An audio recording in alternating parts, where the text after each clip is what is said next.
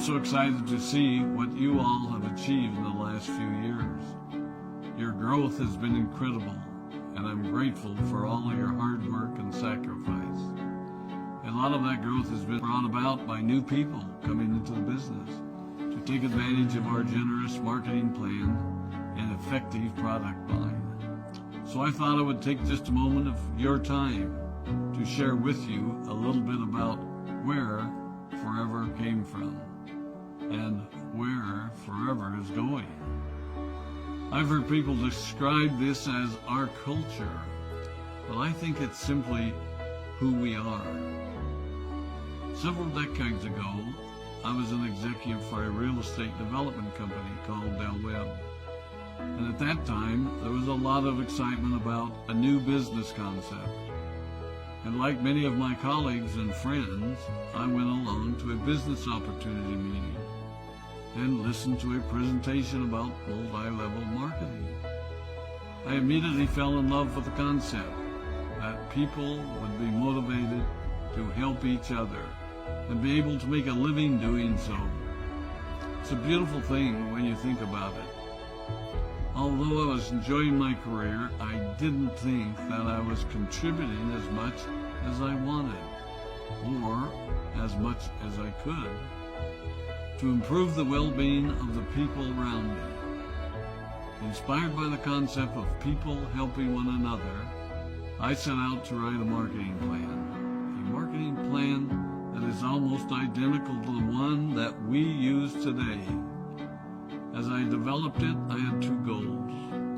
One was to pay the highest bonuses possible and still be able to run a company effectively.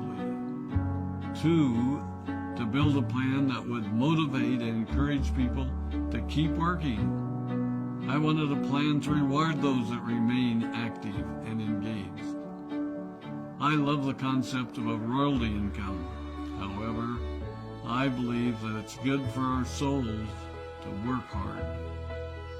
People who work hard are happier. Of course, if you work hard, you should play hard. And that was one of my motivational factors in starting Forever Resorts. It was to give people the opportunity to spend time with their loved ones and experience the wonder of nature.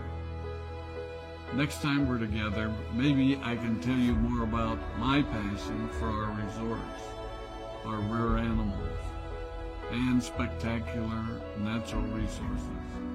So, with the marketing plan prepared, I needed to find a product. And we searched around and looked at different opportunities. I was passionate about finding something that was effective, consumable, and that we knew would not be a fad. During my search, I met a group of doctors who had developed a method of stabilizing aloe vera. They convinced me of its efficacy, and we began testing the product, and were amazed by the results. We were in business. We had a fair and balanced marketing plan, a consumable, effective product, and the third ingredient, an absolute conviction that we could make a difference in the lives of the people around us. And while it might have been a bit presumptuous, we honestly believed that we could make a difference in the world.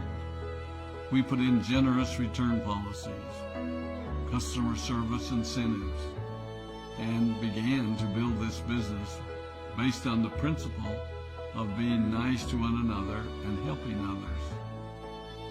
The success was incredible, and we grew rapidly until Christmas of 1982. I was sitting at home with the family, and the phone rang. They informed me that there had been a freeze at our aloe plantations in Texas, and that all of our aloe was destroyed. I immediately went to the airport and flew to South Texas to see what we could do. I hoped and prayed that when I arrived, what I saw would be better than the news I'd received. But that wasn't to be the case. We had no aloe, and the business immediately began to suffer. There were were some FBOs that left, but more importantly, there were those that stayed. It was a tough time for us. We put everything on the line to stay in business, and there were many sleepless nights. But we were convinced that what we were doing was right. We decided that this would never happen to us again. We flew out to the Dominican Republic and purchased as much land as we could, and began planting aloe in one of the safest weather zones in the world. In addition to the acres of plantations in the Dominican Republic, we now have plantations in Mexico and South Texas. It was a tough lesson to learn. But during the tough times, we became stronger and we grew the most. We grow roots that strengthen us and help us to overcome the challenges and obstacles that life throws at us. I have learned that solid principles and core beliefs do not have a sell-by date. It is never old-fashioned or out of style to be nice to each other, to honor your commitments, and to treat people how you would wish to be treated.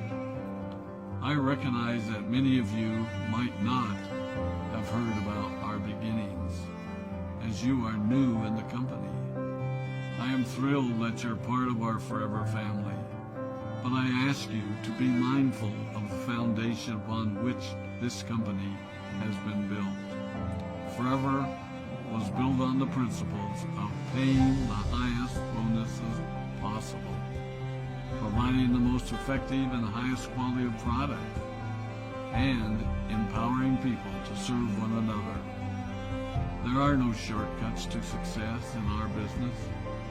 Of course, the speed at which we reach certain levels may vary, but the fundamental principles remain unchanged and will remain unchanged as we continue our journey over the next 4 decades and longer.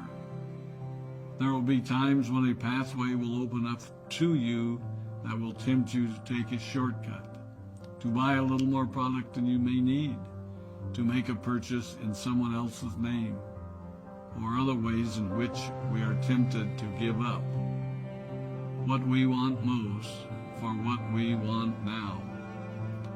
Never forget that you're a part of something special, a business that has been built upon taking the road less traveled. It may not be as fast and as shiny as you might want it to be, but take it from me, the road less traveled is more rich, more wonderful, more fulfilling, and more lasting than you can ever imagine. We love you, we appreciate you, we are proud of you.